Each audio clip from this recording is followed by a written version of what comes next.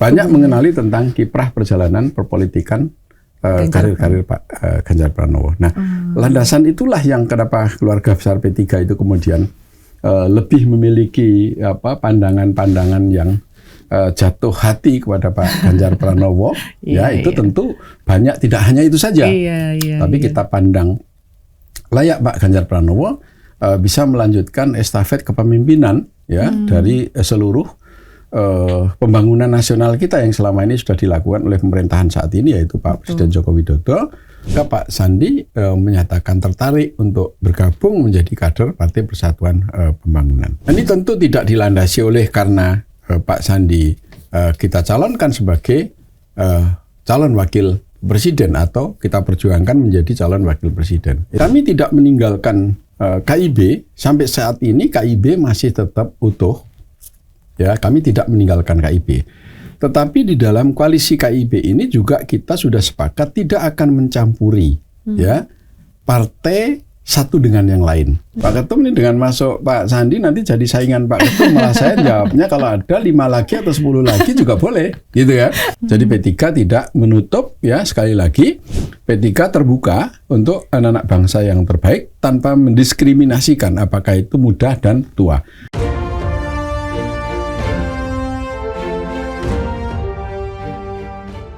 Halo semuanya, kembali lagi di Nampol, namanya juga politik. Kali ini bersama saya Anggi Pasaribu dan tamu saya sudah ada di sebelah saya, Pak Ketum dari P3, Pak Muhammad Mardiono. Selamat siang, Pak. Selamat siang, Assalamualaikum Mbak Anggi, apa kabar? Baik, sehat. Tadi sempat jalan-jalan katanya, Pak ya? Ya, tadi diajak jalan-jalan dengan Bung Reinhardt. Sama Bung Aiman, kemudian dengan Prabu Revolusi, Bung Prabu Revolusi. Ya. Lama saya berdiskusi di teman-teman pamret di bawah, hampir 1 jam tadi. Hampir 1 jam. Soalnya kan datang ke kandangnya wartawan. Betul. Jadi informasinya bisa langsung diserap. Seru tapi ya, Pak ya. Ya, bagus. Kita memang harus sering-sering berdiskusi untuk menerima masukan, pandangan, menjawab pertanyaan. Berarti tadi cuma sempat muter-muter di lantai redaksi. Udah sempat lihat cafe shopnya itu belum, Pak? Belum tadi, kalau ke cafe shopnya belum. Bapak kan kayaknya suka kopi tuh. Suka kopi. Kopinya mantap. Makasih Mbak Anggi. Ini kan kalau udah dekat-dekat tahun politik, bahkan sekarang ini kan udah tahun politik gitu ya, Pak. Berarti kan makin sibuk. Hari-harinya itu pasti udah padat banget ya, Pak Mardiono. Saya sejak 9 bulan ini hampir saya nggak berhenti beraktivitas, bekerja untuk kerja politik tentu. Sejak saya diberi amanah untuk memimpin Partai Persatuan Pembangunan ini, saya keliling ke seluruh Indonesia dari Aceh sampai ke Papua, untuk memastikan bahwa kader-kader kita itu bekerja politik dengan baik. Iya, apalagi setelah akhirnya mendukung Ganjar Pranowo untuk sebagai capres di 2024 nih, Pak. Dan mungkin banyak yang belum tahu latar belakangnya. Kenapa tuh Pak bisa akhirnya memutuskan gitu kan P3 mendukung capresnya Ganjar? Mbak Anggi, Partai Persatuan Bangunan ini partainya kader, partai grassroots, bahwa semua pengambilan keputusan itu harus melalui kolektif kolegial sesuai dengan konstitusi yang dimiliki oleh P3. Nah, keputusan mengenai pencalonan Pak Ganjar Pranowo sebagai calon presiden yang diusung oleh Partai Persatuan Bangunan, tentu melalui proses-proses tahapan itu, karena sesungguhnya sudah lama, sejak 6 bulan yang lalu. 5 bulan sebelum melakukan deklarasi, kemudian P3 menetapkan dalam rapat pimpinan nasional yang ke-5 memutuskan Pak Ganjar sebagai calon presiden yang dicalonkan oleh PDIP, oleh Partai PDI Perjuangan. Kemudian tidak selang lama kemudian Partai P3 ikut mendeklarasikan. Namun proses itu sudah sejak lama bahwa ada 16 wilayah yang secara terbuka itu telah mendeklarasikan Pak Ganjar Pranowo sebelum DPP itu mendeklarasikan Pak Ganjar sebagai calon resmi presiden. Jadi menyuarakan melalui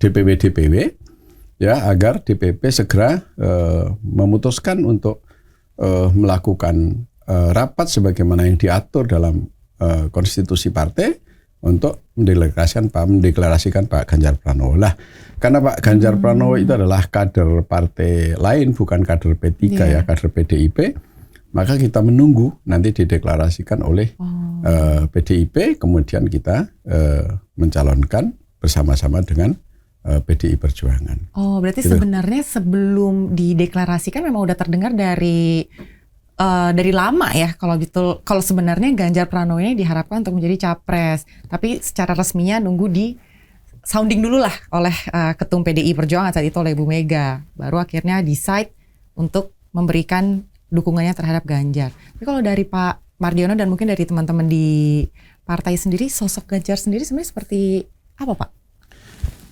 Iya, tentu P3 mencalonkan Pak Ganjar itu sudah memiliki landasan. Kita melihat bahwa latar belakang Pak Ganjar Pranowo adalah seorang yang dilahirkan dari pedesaan, ya, dari keluarga yang sederhana, dari orang yang berkehidupan susah, gitu ya. Nah, kemudian merintis karir kehidupannya itu bersama-sama dengan rakyat. Nah, kemudian ketika dulu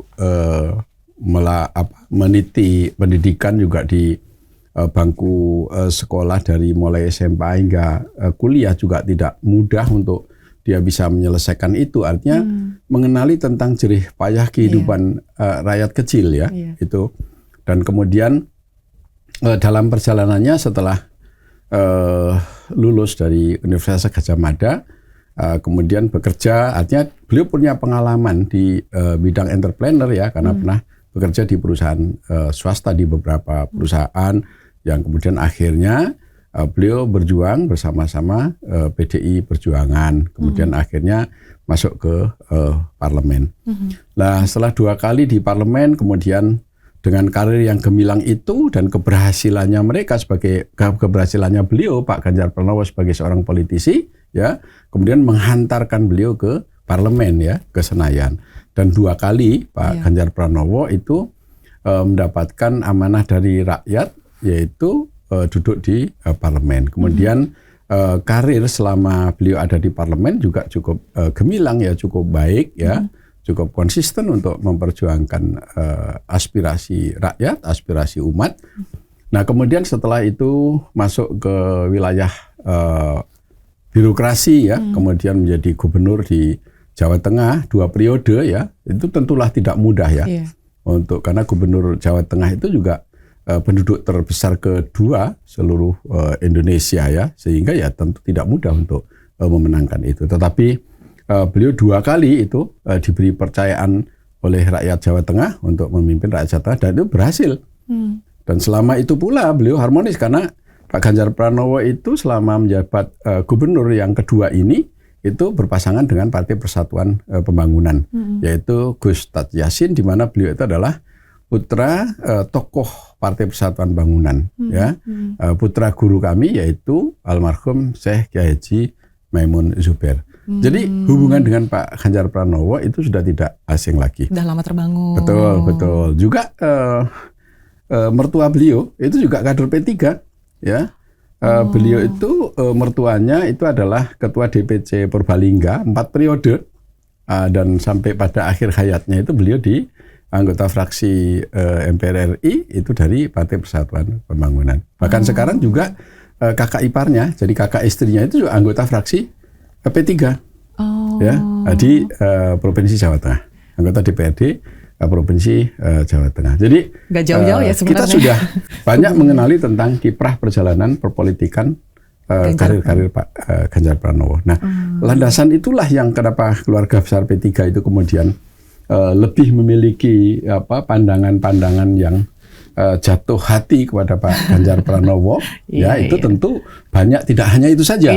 Tapi kita pandang layak Pak Ganjar Pranowo bisa melanjutkan estafet kepemimpinan ya dari seluruh pembangunan nasional kita yang selama ini sudah dilakukan oleh pemerintahan saat ini, yaitu Pak Presiden Joko Widodo.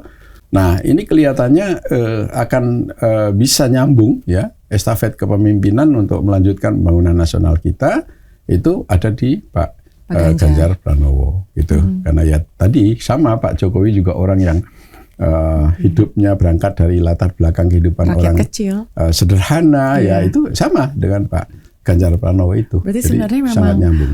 Bisa dibilang tuh mewakili rakyat lah ya Pak. Sosok Ganjar ini dari segala bentuk perjalanannya, perjalanan karir dan bahkan background story tentang family dan Ganjar itu sendiri, itu yang menjadi saat itu pertimbangan selain hubungan yang memang sudah dekat, yang sudah terjalin begitu lama. Betul.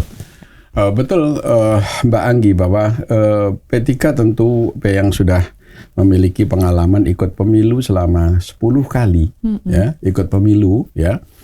Ya tentu landasan dalam rangka untuk mempersembahkan kader terbaik untuk memimpin bangsa ini, ya tentu kita memiliki pemikiran orientasinya adalah untuk kesinambungan bangsa dan negara ini ke depan, ya, tidak berpikir untuk hal-hal yang kecil yang untuk kepentingan pragmatis kelompok dan golongan, tetapi untuk bagaimana membangun bangsa dan negara ini dengan tantangan yang tentu besar di saat kita memang sekarang berkehidupan di dalam situasi yang global ya. Nah, itu tentu diharapkan dengan kita menetapkan Pak Ganjar Pranowo nanti dapat melanjutkan kepemimpinan Pak Presiden Joko Widodo atau pemerintahan saat ini, itu diharapkan bisa menjawab semua tantangan-tantangan itu. Dan itu juga memang masih ditunggu oleh rakyat sampai sekarang kan. Apakah nanti pembangunan yang sudah berjalan bisa dilanjutkan oleh seorang Ganjar Pranowo? Ya kita memang masih menunggu sih Pak, karena kan pemilunya masih tahun depan ya gitu.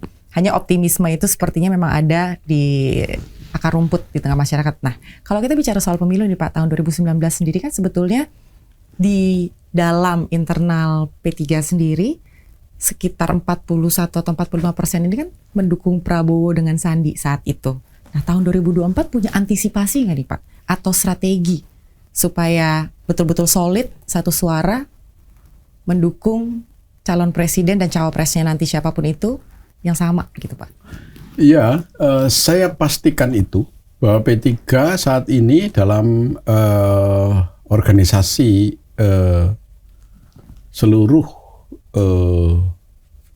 kader yang ada di Indonesia ini, ya kita dalam posisi yang solid ya, dan di dalam pengambilan keputusan itu juga mendapatkan dorongan dan dukungan dari lapisan grassroots, dan itu memang tumbuh dari bawah ya, bukan hanya di atas ya. Karena itu sudah barang tentu, karena itu memang sudah menjadi kehendak grassroots kami, ya tentu dukungannya akan sepenuhnya lahir dari grassroots kami.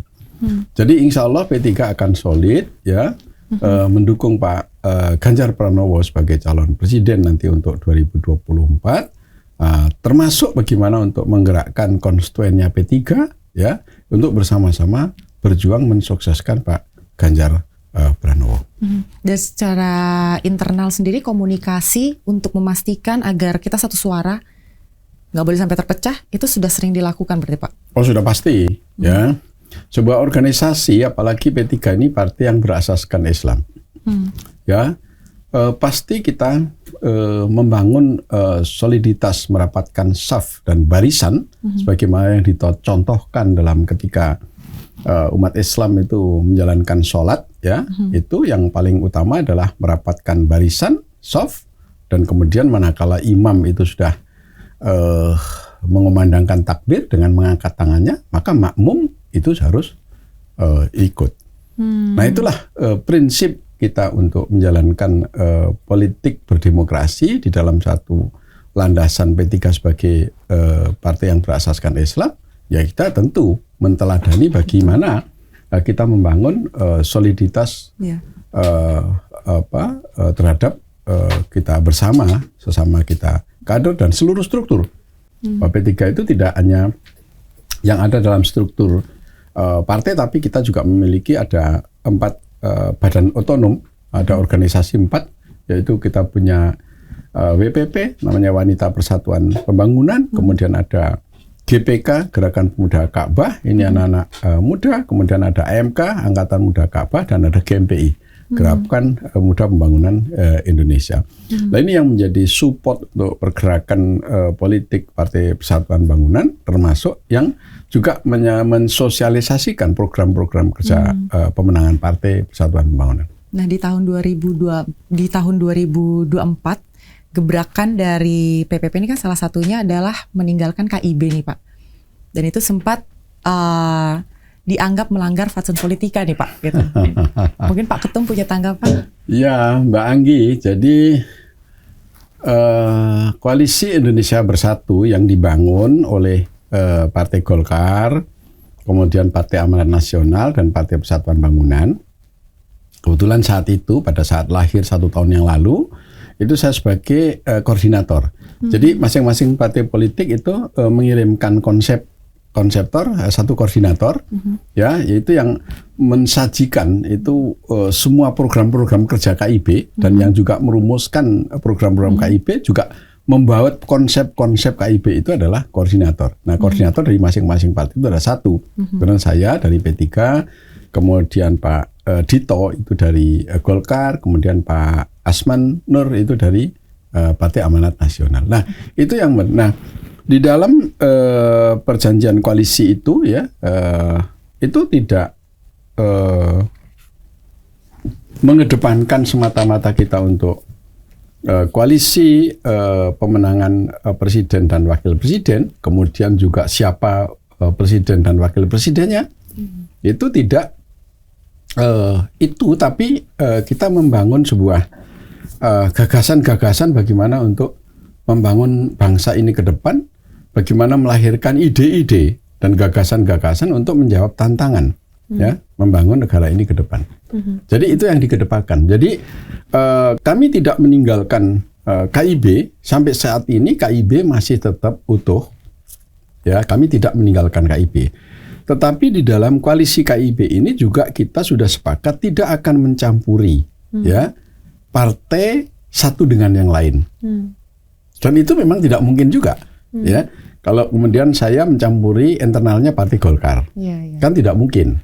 Golkar mencampuri internalnya PAN dan juga tidak mungkin. Ya, jadi memang kita sepakat tidak saling mencampuri internalnya Partai Persatuan. Tetapi kita berkoalisi untuk membangun ide dan gagasan, merangkum sebuah ide dan gagasan bagaimana untuk membangun bangsa dan negara ini ke depan. Nah, sampai sekarang KIB itu masih solid, kami masih tetap berkoalisi, kami belum menyatakan bahwa KIB itu bubar atau KIB pecah, itu tidak ada. Komunikasi kami juga dengan Pak Erlangga Hartarto, Ketua Umum Golkar, kemudian dengan Pak Zulkifli Hasan selaku Ketua Umum Partai PAN, kami juga masih hubungannya masih baik. Masih. Karena kan sempat ada yang ada rumor begitu kan bahwa beberapa survei menyatakan bahwa PPP ini, P3 ini tidak memenuhi atau tidak lolos ambang batas 4% Parlemen Nasional. Apa karena ini gitu kan meninggalkan KIB gitu Pak? Saya pikir itu tidak ada korelasinya ya. Kemudian sekali lagi Koalisi Indonesia Bersatu kami tetap masih solid dan hubungan kami juga masih baik, ya. Dan kami juga berharap KIB ini tetap terus berdiri sampai dengan nanti pemilihan umum itu selesai dilakukan, selesai kita laksanakan. Insya Allah kita akan terus, karena sekali lagi di situ adalah kita untuk merangkum sebuah ide dan gagasan bersama dari Partai Golkar, Partai Amanat Nasional, dan dari Partai Persatuan Pembangunan. Oke, berarti sebetulnya tujuannya atau visi misinya adalah ide dan gagasan untuk bangsa dan negara, untuk Indonesia, dan kebetulan juga sudah menggait PDI Perjuangan gitu, sudah bergabung dengan PDI Perjuangan. Apakah ini karena memang memiliki visi misi dan tujuan yang sama begitu Pak Ketum? Ya tentu Partai Persatuan Pembangunan memilih untuk melakukan kerjasama politik dengan PDI Perjuangan. Ya tentu karena dilandasi oleh bagaimana kita diketemukan dalam satu tujuan yang sama. Ya, ditemukan dalam satu tujuan yang sama, yaitu melalui pencalonan Presiden Pak Ganjar Pranowo sebagai kader PDIP. Nah, tidak sampai di situ saja, tetapi kerjasama politik antara PDI Perjuangan dan Partai Persatuan Bangunan itu juga meliputi ya sukses pemilu eksekutif juga pemilu legislatif. Jadi pemilu presiden, wakil presiden, dan juga pemilu di parlemen. Nah, selanjutnya juga kita berkomitmen untuk membangun kerjasama politik yang dipersembahkan ya untuk membangun, untuk melahirkan sebuah konsep untuk membangun bangsa dan negara ini ke depan. Nanti setelah pemilu itulah gagasan, ide, dan rangkuman-rangkuman yang kita bangun itu menjadi kewajiban kita bersama antara PDI Perjuangan dengan Partai Persatuan Bangunan dan juga dengan partai-partai lain yang melakukan kerjasama politik dengan PDI Perjuangan sudah otomatis juga menjadi bagian daripada kerjasama politik dengan partai-partai yang satu tujuan itu.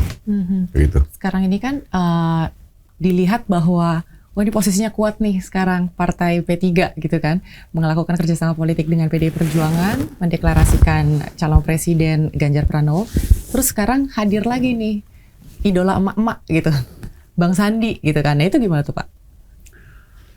Ya tentu semakin kan diperkuat, kalau sudah mencalonkan presiden kan tentu juga nanti ada wakil presidennya ya. Maka P3 itu karena saat ini Pak Sandi itu menjadi kader P3 dan kemudian kita beri tugas menjadi Ketua Bapilu Nasional pemenangan pemilu Partai Persatuan Bangunan. Nah, maka sepakat bahwa P3 memperjuangkan Pak Sandiaga Salahuddin Uno itu untuk bisa mendampingi Pak Ganjar Pranowo sebagai wakil presiden nanti untuk pemilu tahun 2024 ini. Nah, tentu semuanya sudah memiliki landasan yang kuat dari perhitungan politik Partai Persatuan Pembangunan. Dan kemudian juga selanjutnya kita sedang memperjuangkan melakukan lobby-lobby politik baik dengan PDI Perjuangan maupun dengan Perindo yang notabene juga sebagai partai yang melakukan kerjasama politik dengan PDI Perjuangan, kemudian juga dengan Hanura ya. Nah, tentu nanti harus mendapatkan persetujuan dari partai yang sudah menyatakan kerjasama politik itu. Nah, P3 mempersembahkan putra terbaik bangsa yang dengan track recordnya itu sudah tidak diragukan lagi, sehingga diharapkan pasangan Pak Ganjar Pranowo dengan Pak Sandiaga Salahuddin Uno itu adalah bisa menjawab tantangan-tantangan Indonesia ya yang ke depan, di mana Indonesia saat ini adalah menjadi negara berkembang yang terus tumbuh, dan sebentar lagi kita akan memasuki bonus demografi di mana penduduk Indonesia itu tahun 2024 sampai tahun 2038 kalau nggak salah itu penduduk Indonesia akan mencapai 300 juta jiwa, di mana dari 300 juta jiwa itu akan diisi oleh usia produktif, yaitu kaum generasi milenial ya dan generasi Z itu jumlahnya mencapai mayoritas yaitu 60,6%. Nah, tentu di situ memerlukan persiapan yang matang dari sisi apakah infrastruktur ya, sarana prasarana pendidikan, kesehatan, perumahan dan lain sebagainya. Karena anak-anak kita yang dalam jumlah yang mayoritas itu tanpa harus kita mempersiapkan segala infrastrukturnya juga itu kan tidak mungkin nanti akan bisa bekerja dalam rangka untuk menyongsong bonus demografi itu, sehingga orang memiliki potensi produktif, tapi kalau sarana prasarana itu tidak ditunjang ya tentu itu akan menjadi sulit terimplementasikan gitu. Nah, tugas pemilu besok ini termasuk kita sukses dalam rangka untuk mempersiapkan ya generasi kita dalam menyongsong bonus demografi itu. Nah, karenanya sering saya sampaikan bahwa estafet kepemimpinan ini tidak boleh terputus, ya. Ini harus bersambung agar seluruh program-program pemerintahan selama 2 kali ini dapat terus dilanjutkan sehingga kita tidak setback atau tidak mundur ke belakang. Begitulah, karena kita menghadapi tantangan-tantangan yang besar, dan ini kalau nanti sampai gagal kita mempersiapkan segala infrastruktur dalam rangka untuk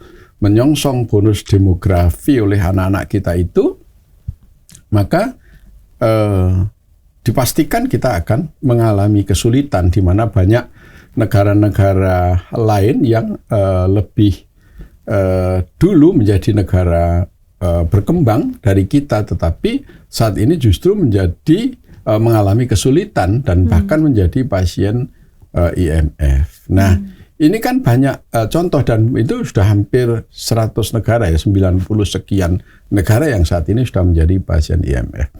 Nah, itulah yang melandasi kenapa P3 itu mengedepankan kepentingan rakyat bangsa dan negara ketimbang semata-mata untuk kepentingan kelompok, apalagi sampai kepentingan pribadi. Jadi P3 mempersembahkan 2 putra terbaik bangsa itu adalah diperuntukkan, kita persembahkan untuk rakyat Indonesia, untuk bangsa dan negara.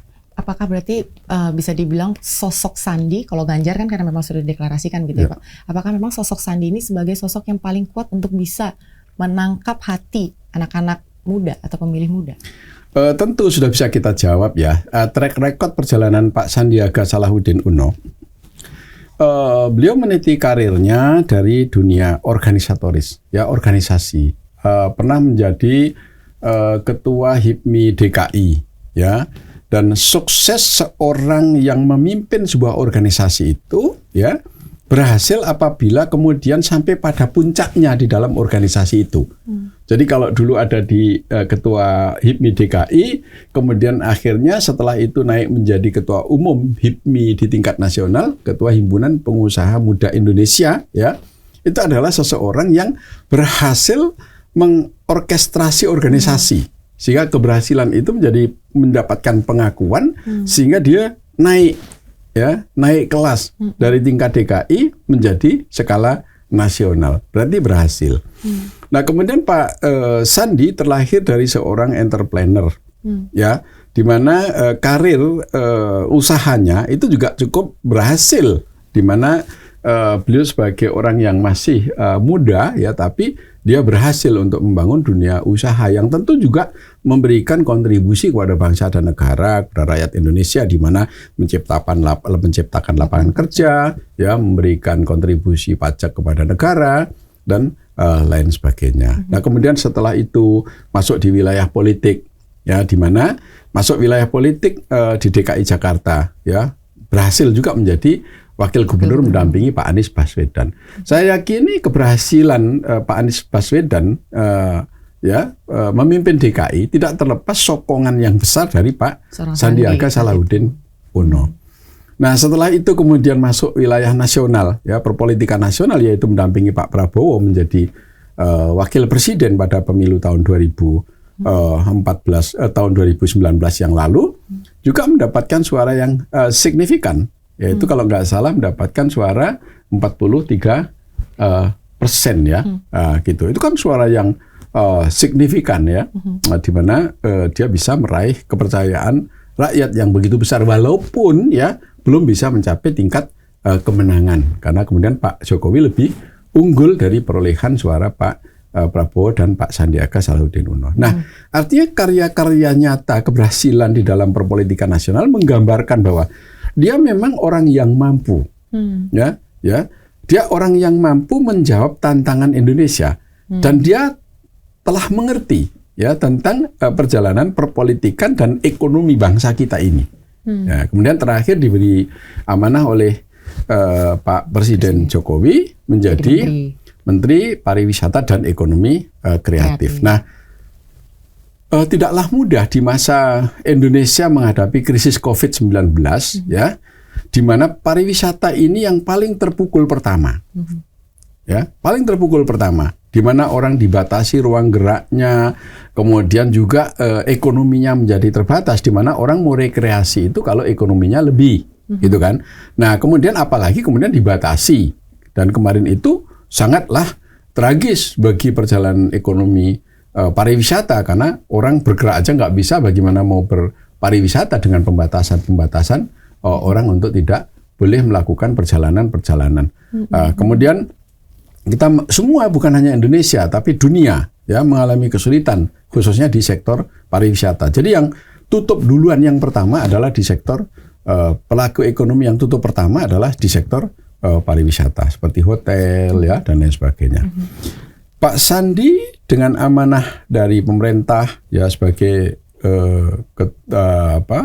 Menteri Pariwisata dan Ekonomi Kreatif, ya, itu bagian dari yang mengeksekusi program pemerintahnya Pak Presiden Joko Widodo, berhasil memulihkan ekonomi pariwisata lebih cepat dibandingkan dengan negara-negara yang lain. Terbukti misalnya barometernya di Bali, ya.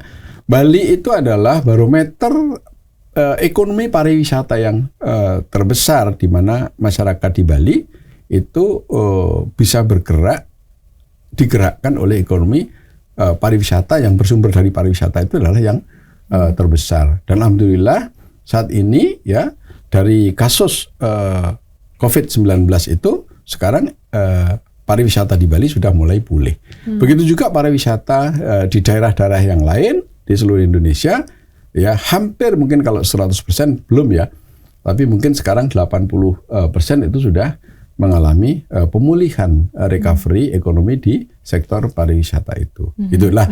Ini kan tidak terlepas beliau yang diberi amanah Pak Sandi oleh Presiden Joko Widodo untuk mengeksekusi, ya, dan mengimplementasikan program-program kerja pemerintahan Pak Jokowi, itu dia berhasil. Jadi pasangan antara Pak Ganjar Pranowo dengan Pak Sandiaga Uno itu ideal, adalah pasangan yang ideal untuk menjawab tantangan bangsa ini ke depan. Khususnya untuk mengambil hati juga anak-anak muda, ya. Betul. Karena ada bonus demografi. Dan ini juga pasangan yang tepat, ya, untuk mempersiapkan tadi dalam rangka untuk menyongsong bonus demografi ke depan yang harus kita persiapkan untuk anak-anak kita, adik-adik kita semua. Nah, kalau misalnya tadi dengar dari ceritanya Pak Ketum kan, kayaknya Bang Sandi ini wah banget gitu kan, ya, Pak Ketum, ya, gitu. Waktu itu pas nge-guide-nya gimana tuh, Pak? Susah-susah gampang nggak? Ya tentu sulit, ya, karena memang politik ini tidak bisa lahir dan hadir dari platform yang berbeda. Jadi di dalam satu organisasi politik itu, ya, harus memahami tentang platform politik itu, sehingga kita harus memiliki chemistry yang sama. Ya tentu itu tidak mudah, itu pun punya waktu lama, sehingga yang terakhir kemudian akhirnya terdapatlah kesepakatan bahwa antara Pak Sandiaga Salahuddin Uno dengan P3 sepakat kita untuk bergabung, ya, Pak Sandi bergabung menjadi kader P3, dan setelah itu kemudian Pak Sandiaga Salahuddin Uno dengan latar belakang pengalamannya itu, rekan-rekan semua di P3 memberi kepercayaan untuk menjadi Ketua Bapilu Nasional atau Ketua Badan Pemenangan Pemilu Nasional. Nah, ini sudah sejalan dengan bagian dari ujian nanti untuk menghadapi tantangan, ya, manakala nanti kita berhasil, dan insya Allah berhasil, nanti Pak Sandi itu mendampingi Pak Ganjar dan Allah izinkan menjadi Presiden dan Wakil Presiden Republik Indonesia, maka sekali lagi itu adalah merupakan paduan pasangan yang bisa menjawab ya tantangan untuk membangun Indonesia ke depan. Oke, ini hanya mewakili pertanyaan dari masyarakat nih, Pak, gitu kan, ya. Saya sambil ngopi, ya. Boleh. Saya penasaran aja sih, Pak, sekaligus mumpung Pak Ketum nih lagi di sini, gitu kan, bisa ditanyakan. Sampai akhirnya seorang Sandiaga Uno berpindah ke lain hati gitu, ke P3. Apakah karena memang ditawarkan untuk dimajukan sebagai cawapres seorang Ganjar Pranowo, atau apa yang dijanjikan sehingga membuat seorang Sandi akhirnya bergabung dengan P3? Atau apa memang betul-betul karena memiliki visi yang sama untuk membangun bangsa? Tidak. Jadi kita tidak memberi janji-janji manis, ya, apalagi janji-janji palsu gitu, ya. Itu tidak. Jadi kita membuka tentang visi misi P3. Ya, apa sebenarnya P3 yang sudah berdiri selama 50 tahun, di mana P3 itu diwariskan oleh para ulama pendiri negeri ini, ya. Kemudian P3 didirikan sebagai wadah aspirasi perjuangan umat, ya. Nah, setelah mengenali tentang sejauh mana yang dimiliki oleh P3 dan visi misinya P3, maka Pak Sandi menyatakan tertarik untuk bergabung menjadi kader Partai Persatuan Pembangunan. Nah, ini tentu tidak dilandasi oleh karena Pak Sandi kita calonkan sebagai calon wakil presiden atau kita perjuangkan menjadi calon wakil presiden. Itu sama sekali tidak. Saya lihat Pak Sandi adalah memiliki jiwa yang sangat mulia, karena dengan segala kemampuan di usia yang relatif belum tua gitu ya, tapi masih menyumbangkan pikiran dan dharma baktinya kepada perjuangan bangsa ini. Saya pikir ini adalah merupakan suatu ketulusan ya bagi anak-anak bangsa kita. Jadi saya menghargai itu, dan saya kebetulan kenal dengan Pak Sandi itu lama. Tidak sehari dua hari, tapi sudah puluhan tahun, karena sesama pelaku usaha atau kita sebut sebagai entrepreneur, bahasa kerennya gitu. Jadi saya juga seorang pelaku usaha, saya juga entrepreneur, Pak Sandi juga sama. Jadi saya mengenali Pak Sandi itu sudah lama, puluhan tahun. Begitu Mbak Anggi. Berarti sebenarnya gambarannya ya sudah cukup jelas. Mudah-mudahan ini bisa menjawab tanya dari kepala para netizen gitu. Ini kan Bang Sandi kan memang gayanya kan anak muda banget nih. Iya, ya. Pak Ketum ya gitu. Dan saya sepakat juga bahwa anak-anak muda banyak melihat Bang Sandi ini sebagai someone they're looking up to gitu, sebagai pengusaha, sebagai politicians gitu kan ya. Nah, sementara P3 ini kan cenderung terlihat konservatif gitu kan, kuno lah gitu ya Pak, excuse kalau boleh disampaikan gitu ya Pak. Dengan kehadiran Bang Sandi ini kira-kira bisa mengubah wajah P3 nggak Pak? Jadi biar anak muda gitu? Saya lebih menggunakan kata-kata tidak mengubah ya, tapi menyesuaikan ya dengan kebutuhan politik nasional kita. Ya, di mana transisi dari ekonomi global ya, dan kemudian juga kita Indonesia telah sesama negara yang juga tidak mungkin kita bisa menutup globalisasi dunia. Karenanya dalam satu proses perjalanan kehidupan itu sudah menjadi keniscayaan bahwa dunia ini akan berubah. Ya, kehidupan sosial kemudian berbangsa dan bernegara itu juga akan mengalami perubahan-perubahan sesuai dengan perkembangan zaman itu. Betul. Ya, sebagaimana yang menjadi tuntutan pada zaman-zaman itu. Mungkin saya yang sudah melalui perjalanan hidup yang panjang, saya juga sudah melalui itu semua.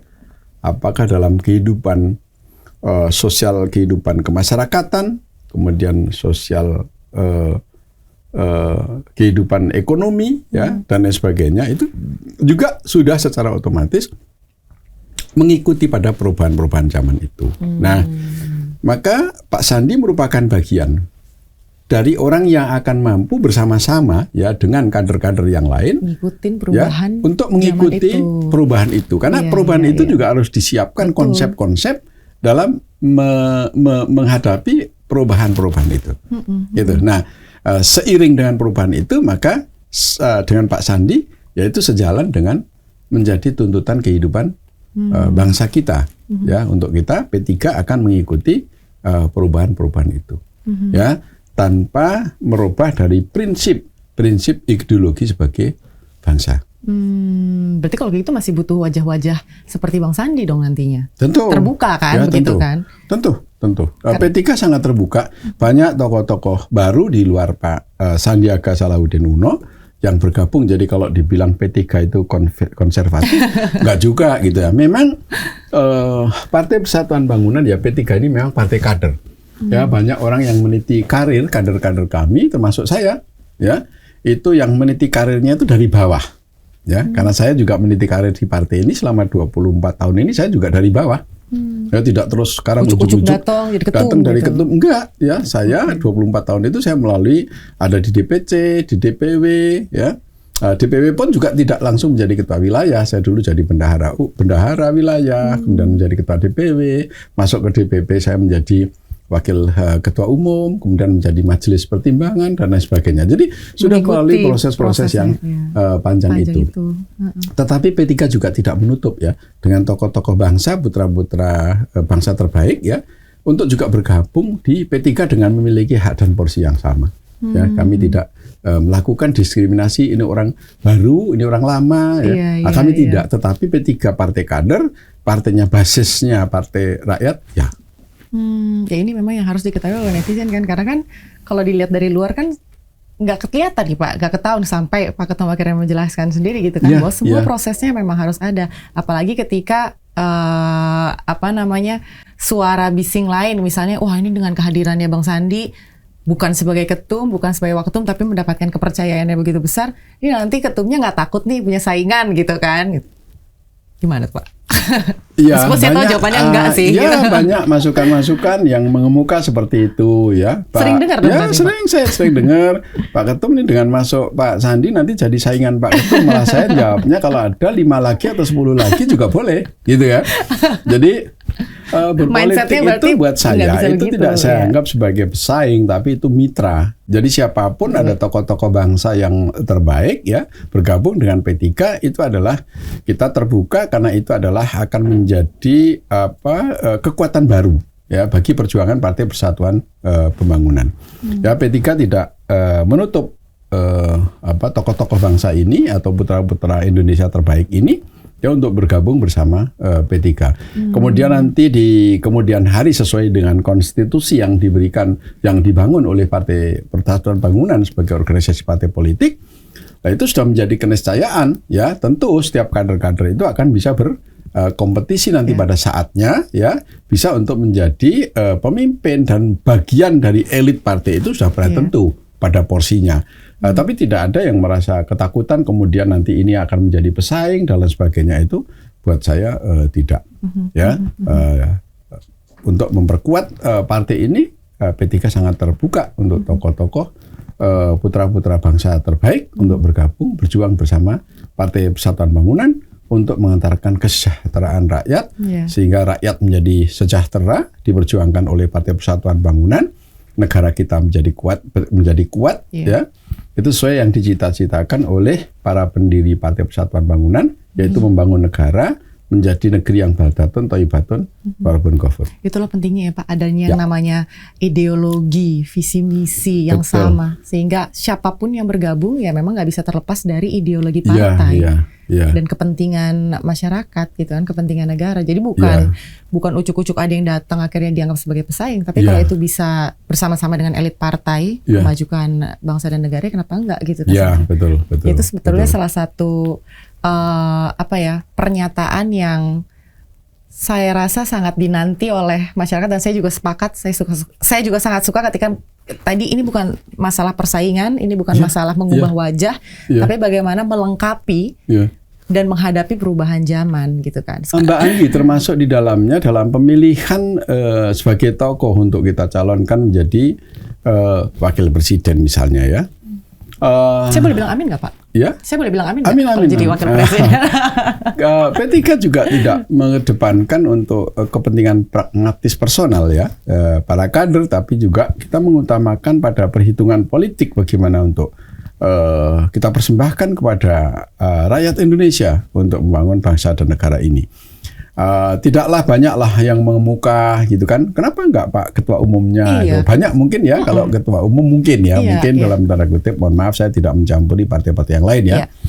Mungkin momentum kesempatan itu diambil oleh para elit-elitnya ya, apakah itu Ketua Umum atau yang lain. Tapi kita tidak berpikir itu, tapi yang pasti P3 ingin mempersembahkan yang terbaik untuk bangsa dan negara.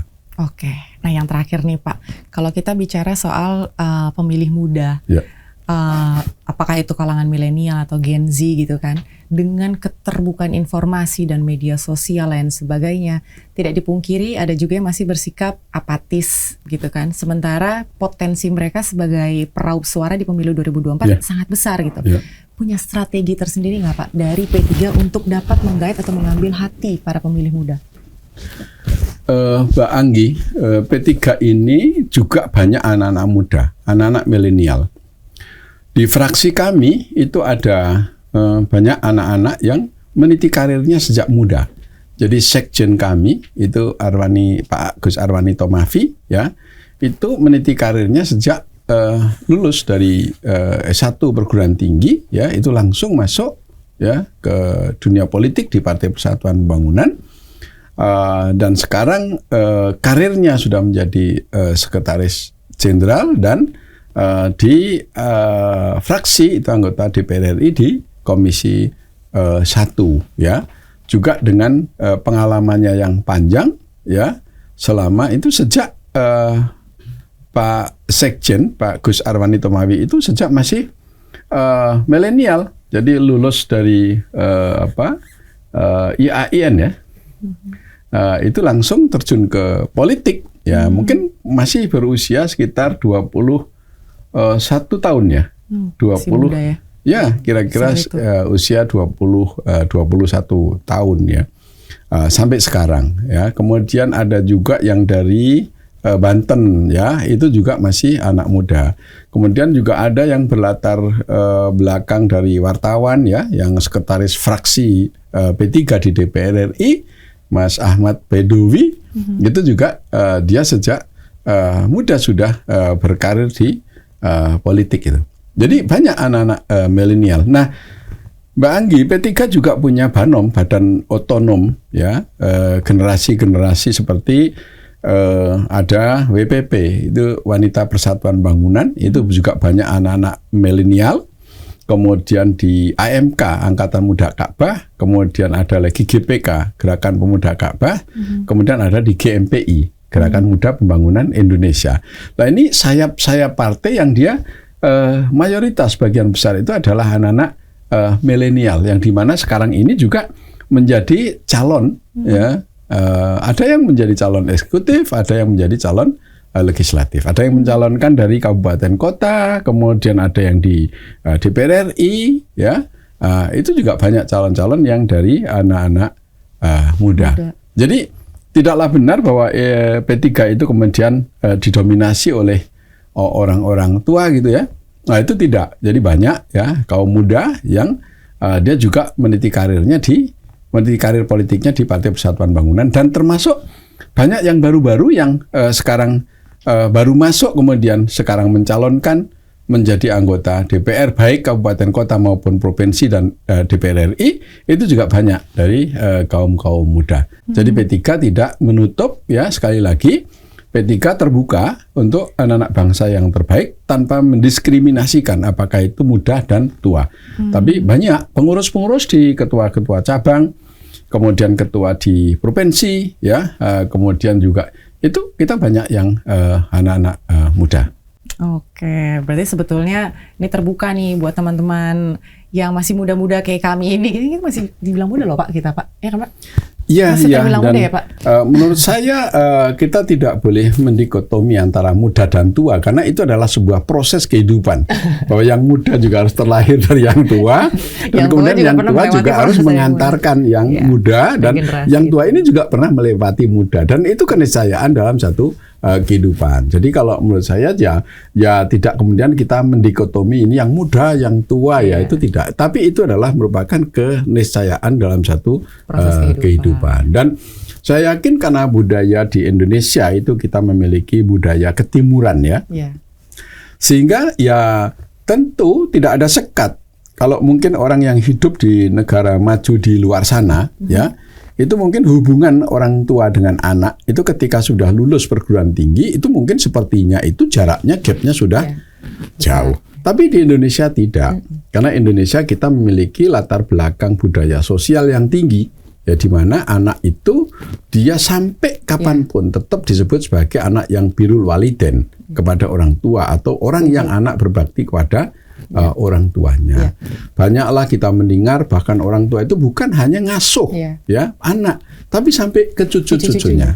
Gitu ya. Itu masih menjadi asuhan orang tua sepanjang orang tua itu memiliki kemampuan. Itulah budaya Indonesia. Budaya ketimuran, dan menurut saya itu adalah salah satu kelebihan kita sih. Betul, itulah kelebihan kita. Jadi berbeda dengan, mohon maaf saya tidak menyebut negaranya, misalnya yang hidup di negara maju sana, ya itu mungkin kalau dikabari orang tuanya sakit, ya tidak langsung bergegas untuk pergi menengok, ya, tapi paling juga hanya nanya sakit apa, kemudian sudah di periksa dokter apa belum.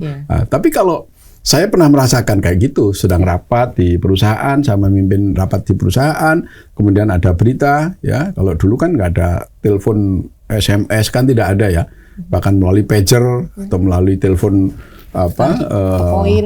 koin atau melalui telepon kantor ya, itu dengar ibu saya sakit, tutup rapat langsung berangkat pulang, gitu.